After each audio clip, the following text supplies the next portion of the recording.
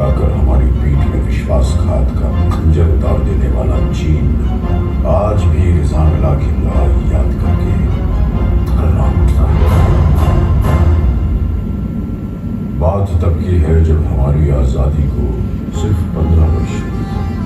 हम घुटनों से उठकर पैरों पर खड़े होने की कोशिश कर रहे थे। हमारे सैनिकों की छातियां साहस और संकल्प से भरी हुई थी, लेकिन हमारे हथियार घर अत्याधुनिक हथियारों से खाली थे। मित्रता की आड़ में छुपकर चीन ने हम पर आक्रमण कर दिया। जब तक हम उनकी नीयत भांप पाते, संभल पाते, वो हमारी सीमाओं में भीतर तक प्रवेश कर चुके थे। चीन की गिद्ध दृष्टि उस सेक्टर पर थी जो सामरिक दृष्टि से जीतना उनके लिए बेहद जरूरी था, चुशूल। इसी के फलस्वरूप जम्मू कश्मीर के बारामूला में स्थित डेरा कमांड को चुशूल सेक्टर में डिफेंसेस इख्तियार करने का हुक्म दिया गया। 2 अक्टूबर 1962 को कमान अधिकारी लेफ्टिनेंट कर्नल H.S. ढींगरा की अगुवाई में डेरा कमाओ में ले पहुंचकर 114 इन्फेंट्री ब्रिगेड में रिपोर्ट किया। 13 अक्टूबर 1962 को बटालियन चुशूल एयरफील्ड की सुरक्षा के लिए रवाना हुई तथा 24 अक्टूबर 1962 तक पूरी बटालियन चुशूल में एकत्रित हो गई। यहीं चुशूल की घाटियों में समुद्र तट से 16,440 फीट की ऊंचाई पर स्थित है रिजांगला। रिजांगला दक्षिण पूर्वी दिशा में एक प्रहरी की तरह खड़ा है और चुशूल घाटी को दिन रात सुरक्षा प्रदान कर रहा है। रिजांगला पर डिफेंस इख्तियार करने की जिम्मेदारी मेरे उस पराक्रमी बेटे को सौंपी गई जिसे राजस्थान की वीर भूमि ने महाराणा प्रताप और बप्पा रावल की कहानियां सुनाकर पाला था, मेजर शैतान सिंह। दुश्मन किसी भी वक्त रिजांगला पर आक्रमण कर सकता था। उल्टी गिनती शुरू हो चुकी थी। एक एक पल हार और जीत का अंतर सिमटता जा रहा था। मेजर शैतान सिंह ने पलक झपकने की प्रतीक्षा भी नहीं की। रिजांगला पर अपनी कंपनी द्वारा डिफेंस इख्तियार कर दिया। इन बर्फीली घाटियों पर तापमान 0 से 40 डिग्री नीचे तक फिसल जाता है और विज्ञान कहता है कि इंसान का शरीर इतनी ठंड बर्दाश्त करने के लिए नहीं बनता। एक बार तापमान में शरीर के अंदर प्रवेश कर गया तो हृदय गति रुकने का डर है। लेकिन अगर कोई ये कहे कि उसे मौत से डर नहीं लगता तो या तो वो झूठ बोल रहा है या फिर वो भारत का सिपाही है।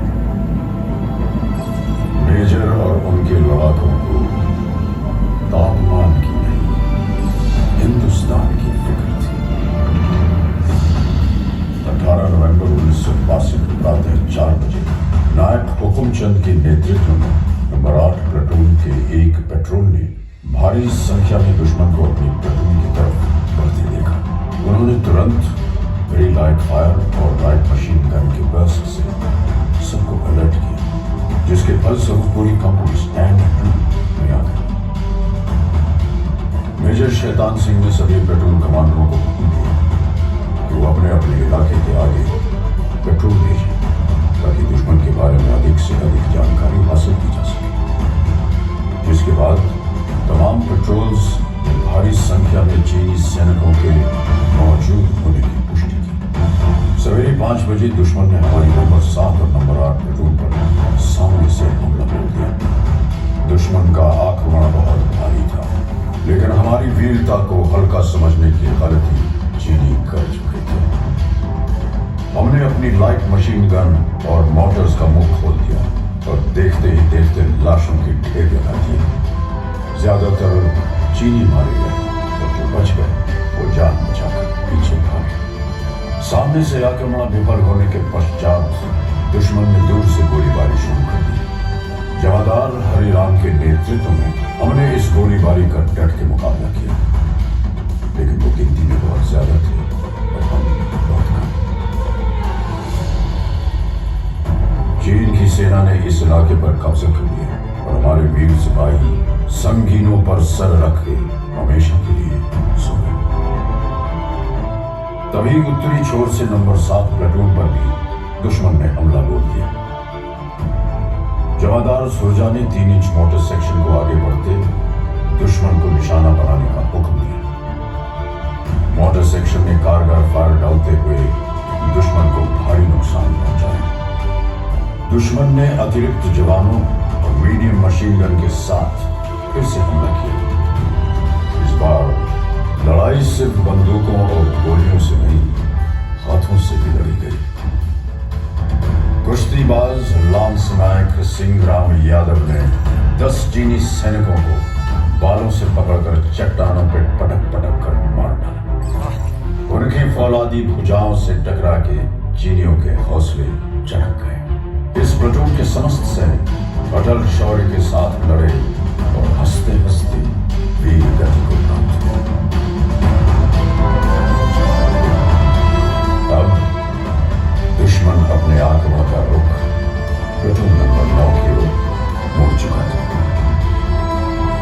चीनियों ने भीषण गोलीबारी की और हमने एक एक गोली के जवाब में 10-10 छातियां आगे कर दी। मैंने अपनी आंखों से देखा मेजर शैतान सिंह का शौर्य।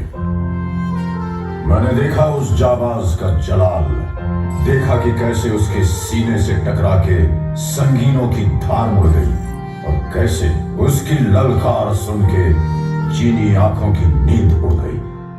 मेजर शैतान सिंह के बदन में चीन का लोहा घुसता रहा और वो दिलेर चीनियों की बुजदली पर हंसता रहा। बदन खून से लथपथ था, लेकिन आवाज में बिजलियां अब तक कड़क रही थी। मेजर शैतान सिंह ने अपने सिपाहियों को ललकारा, काट देना या कटना, पर सौगंध है तुम्हें भारत मां की, पीछे मत हटना।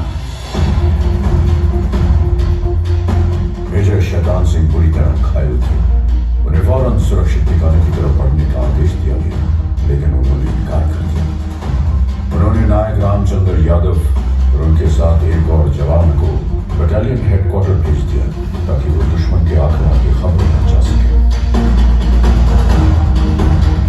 मेजर शैतान सिंह आखिरी गोली और आखिरी सांस तक लड़े, फिर भारत मां की चरणों में अपने प्राणों की आहुति चढ़ाई।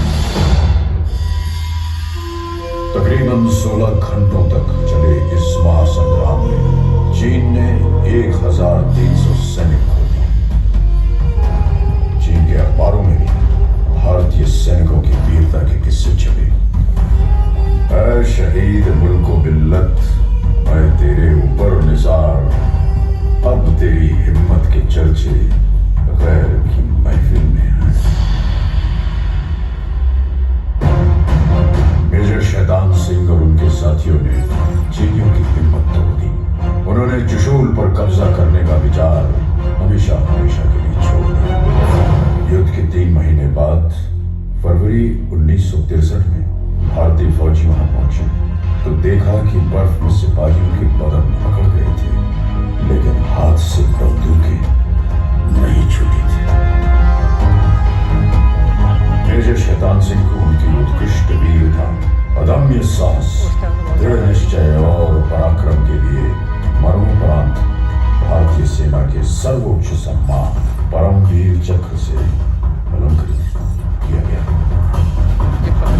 रिजांगला के युद्ध में वीरता की नई गाथा लिखने वाले जवानों को एक अति विशिष्ट सेवा मेडल, 8 वीर चक्र, 4 सेना मेडल और 1 मेंशन इन डिस्पैच प्रदान किया गया।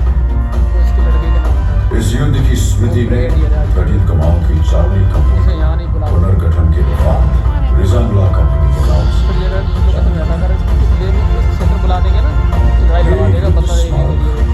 रिजांगला के इतिहास का गवाह, जिसके प्रांगण में आहेर धाम उस पवित्र स्थान पर स्थित है जहां भारत माता के वीर सपूतों का सामूहिक अंतिम संस्कार किया गया।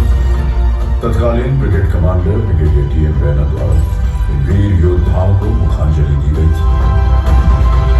जो राष्ट्र को धर्म मानते हैं उनके लिए यह स्मारक एक महातीर्थ की तरह वंदनीय है। तुम्हें ही न होते तो दुनिया बबूल हो जाती। जमीन खून से यूं लालाजार करता कौन। हजारों लोग हैं यूं तो जमाने में, लेकिन हमारे वास्ते यूं मुस्कुरा के मरता कौन। जहला मेमोरियल का हर पत्थर एक घोषणा है कि हम भारत के लिए जिएंगे, भारत के लिए मरेंगे। ईश्वर हमारे शत्रुओं पर दया करे, क्योंकि हम तो दया